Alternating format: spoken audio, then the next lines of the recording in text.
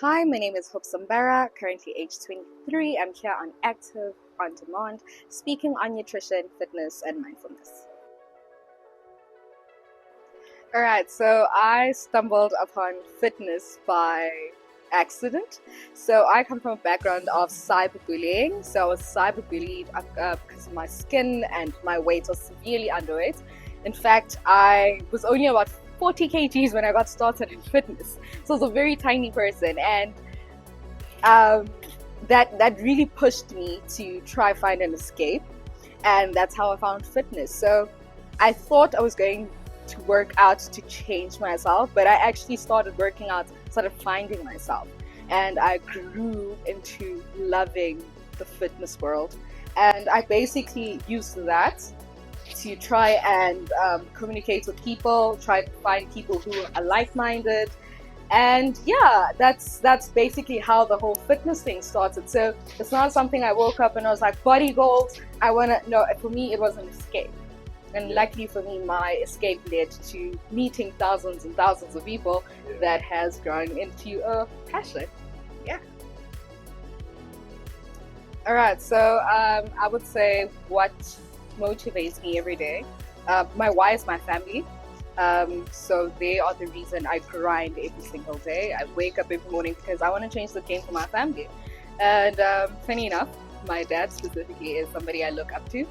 I get all of this from him, speaking, public speaking, and every time I look at him, I really do know where I take it from. So my family is my biggest why, and what drives me. So I have a passion for people. I really and truly love being around people, helping people, and I found myself in a place where I understood the importance of a community. So that's what I'm trying to build right now. So I'm driven by purpose, helping people, understanding what growth looks like as a group of people with unity. Because like I did say, I was in a space where I was alone, I was scared, coming from anxiety, depression, you feel so weird. So when you find a space where people are more united, which is in the fitness industry, I discovered that, hey, maybe I could actually find this as a driving force. So yeah, man, and where do I actually see myself? To be honest, I would love to have my very own fitness center. Not specifically like for women only or men, like just a fitness center that allows anybody and everybody to come through. Doesn't matter what you're looking for, goals, or just trying to be in a community. That is something that I would love to do. So that is basically what I want for myself in the future. All right, so if you decided that you want to get started, first and foremost, I always recommend a body assessment so that at least you know what it is that you're working on, so that is the likes of your BMI, your visceral fats, your proteins, all of that, because it's important for you to know that part of your fitness journey, unlike just mindlessly working towards nothing. If you have no goal, you have no target, you will hit nothing. So of course you need to know what exactly it is that you're working for. And I'll be honest, you don't necessarily always need to go to a specific gym or have a gym membership, because people have this idea that fitness only happens in the gym. And that's not the case. You could literally be at home doing body weight workouts, or if you're privileged enough to go to the gym, you can actually do that. And definitely. Of course, yes, maybe sometimes it may be financially straining to have somebody that will be obviously guiding you, but I would say it is worth the investment. Okay?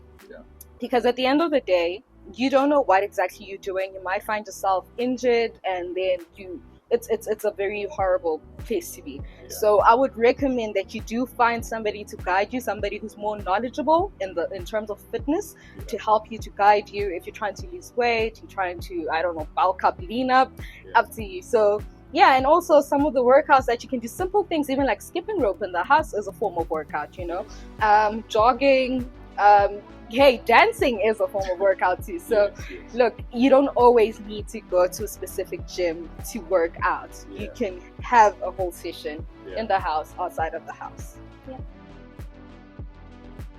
All right, so nutrition is a broad topic, and most people fear nutrition in the sense that they don't really know what they're doing. Yes. And look, eating healthy isn't eating green. It's having a balanced plate. So a balanced plate of your proteins, your vitamins, which would come from your veggies, but also most people speak about carbs, of which there are actually two types of carbs: simple carbs and complex carbs, of which you should know which ones to cut out. So you saying I'm going to cut out carbs, that's really not specific, and that could actually lead to an imbalance. Look, the food we're currently eating right now and something we had a couple of years ago is completely different, of course, because of our current lifestyle. You know, people are looking more into fast, easy, convenient foods, and of course it's not always in the most 100% form. So yes, we as much as we are all looking forward into, oh, I want to be healthy, I want to eat like this, but we fail because people are thinking, oh, I'd have a busy schedule, I don't have time to do this. But I always say, if something is worth it, then it is worth it. And in this sense, we're talking about your health. You know, if you don't pay the farmer right now, you're going to pay the pharmacist later in your life. Okay, so if you decide that you're going to risk it, then good for you. However, my advice, really, really look into what you can eat that will obviously preserve your life long. Okay, so you know, there are like 3 body types in the entire world. So it's an ectomorph, endomorph, and an mesomorph, of which most people don't know this information. Hence, they don't know, or like, oh no, but my body adjusts quickly. When I eat, I lose quickly, or when I, you know. So like me, I'm an ectomorph. Naturally, my body is slim, small, tiny, very difficult to build muscle, very difficult to bulk up. But obviously, with a proper nutrition plan, I can do that. Meanwhile, endomorphs are those people who kind of like middle-based body-wise, you know. At least they find it easy to lose weight and also kind of find it easy to gain, you know. Then there's those that, even if they don't eat a lot, their body naturally, you know, they gain weight. But also that's also due to insulin resistance, okay? So when it comes to losing weight, gaining weight, bulking, whatever, you need to understand your plate. You need to understand how you portion your food, of which people think they should be eating less. No. A person who's trying to lose weight needs more veggies on their plate. Compared to a person who's trying to bulk up, they need more protein. For example, men need about 100 to 120 grams of daily protein. Doesn't matter you losing weight, you gaining weight. That is the requirements, you know. Obviously, when you're building muscle and you're lifting weights, you need a little bit more because you're tearing that muscle at the gym. And then women need about 80 to 100 grams of daily protein. And that is the standard procedure. So if you don't have that daily protein as a human, you know, it becomes difficult to embark on any journey. Because already you're not getting your minimum requirements. Now you're putting your body through extreme or intense workouts or intense dieting plans. It doesn't work out, you know. So everything has requirements, even fiber, daily fiber, you know, like 20 to 25 grams of daily fiber for men and 30 for men.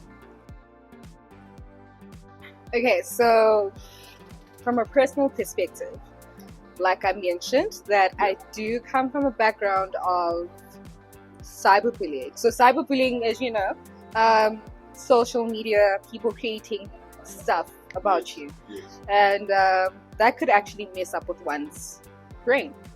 So many people turn to a bunch of things to try to find the happy fix, to try and activate those happy hormones, you know. And for me, fitness did that, you know, going to the gym. And it is actually a proven fact that working out, not just specifically going to a gym, but working out actually helps you with your dopamine levels. And for me, I can't even explain it, you know. I could be moody, go to the gym, and I think it's that sense of achievement. You know, when you tell yourself that I'm going to do 100 squats, okay? And you do those 100 squats. It's that level of achievement, that happiness that you get. And that, for me, that's how I found my therapy in the gym. So I would say it is because of achievement that I'm able to have my, what can I say, my fix at the gym. Yeah. So that has helped me through my anxiety levels. It has helped me quarter to falling into depression. So luckily for me, I was able to quickly find a way to escape that before it got very serious. Okay, so if you are, example, you're trying to embark on a journey, first and foremost, whatever journey you want to look into, you need to eat. Whether you're losing weight, you're gaining weight, you're bulking, you need to eat. Especially people who are trying to lose weight. They think skipping meals is what's going to help them to lose weight. Unfortunately, that's not a permanent thing. You're going to lose weight for that time being. So for example, you decide you want to lose weight and you go on this weird diet for like 20 days. You lose the weight, yes. After that, you go back to your lifestyle. You're going to gain again. In an endless cycle. So first and foremost, you need to understand, you need to eat. Person on weight loss. Like I said, your plate consists mostly of veggies. But for example, for breakfast, you'd rather take maybe a meal replacement if you're a person who struggles to eat in the morning. Or you could even have oats, high in fiber, which is something that you really need when you're trying to lose weight. Because fiber is what actually helps to break down the foods in our system, which helps with your digestive health. For lunch, you need, like I said, more veggies, a little bit of starch, a little bit, if you're looking to starch, you can go for rice, brown rice, or even sweet potatoes. Perfect. And then your protein could be chicken, that's the famous one, chicken breast. It could be ground beef. It could be eggs. So that is your forms of protein. What I love most about a fitness journey is that it's quite convenient. So whatever you've cooked for your lunch, you can actually have it again for your dinner. You don't necessarily need to do something fancy. Okay, so a person who's trying to bulk up, which I'm doing, I love it so much because there's a lot of food involved. I have my supplements as well as I have solid food. So I have meal replacements, which are obviously the liquid meal, and then I also have a solid meal. My plate mostly consists of a lot of protein, a lot of veggies. Well, a quarter of the veggies and a quarter of the starch. That's a full plate. So like again, half plate is your protein, quarter veggie, quarter starch. That is your gains. For loss, other way around, half of your plate is your veggies, quarter protein, quarter starch. Okay. Basic. Okay, so for number one, I would say have a routine. It is important for you to have a routine. If you don't have a routine, you won't know what exactly it is that you're working on or what you're working towards. Number two, I would say patience. Most of us, when we get started in the gym, we think we're gonna go there today and something is happening. We can see a little bicep or a tricep, So patience is key when you get started in your fitness journey. Number three, discipline. Without discipline, you won't be able to achieve anything. So it's important for you to actually have your mind properly channeled for what you're about to embark on. And of course, number four, consistency. Consistency is key. So you can't plant seeds today and expect them to grow today. It doesn't work like that. It's a process. Same thing with your fitness journey. So when you get started today, it's important for you to understand that it's going to take time. I always say take it 90 days at a time. If 90 days is too much, take it 21 days at a time. If still that is enough, it's too much for you, take it 10 days at a time. You can definitely do 10 days. And then last but not least, accountability. Because accountability will help you to actually know that, okay, if I don't do this, the person I'm accountable to actually will remind me that, hey, you said that you're embarking on this journey, let us do this. Also, it helps to have somebody there with you, constantly pushing you or constantly reminding you. Okay, number one, don't skip meals. It does not matter what you're trying to do not skip meals. Number two, be mindful of the meals that you actually put in your body. because as humans, we actually spend 80% of our lives eating than we do anything, obviously, active with it. So that is why 80% nutrition, 20% workout. Number 3, consume little to no sugar. This would be in your coffees, your energy drinks, fizzy drinks, sweets, any form of candy. Try to avoid that. Number 4, know the difference between your simple carbs and your complex carbs. Do not just cut carbs, because simple carbs are actually processed, while your complex carbs would rather be your veggies and mostly, obviously, everything that is grown. Yeah. So rather have complex carbs compared to your simple carbs. Number 5, always have protein in every meal, because protein actually helps you with the rebuilding of the muscles you're tearing. Not only when you're working out, but even when you're walking, sitting, whatever it is that you're doing. It is also important to know that as you lose weight, having protein will help you or your body to actually firm up so that you don't have that flappy skin that is remaining when you lose the weight.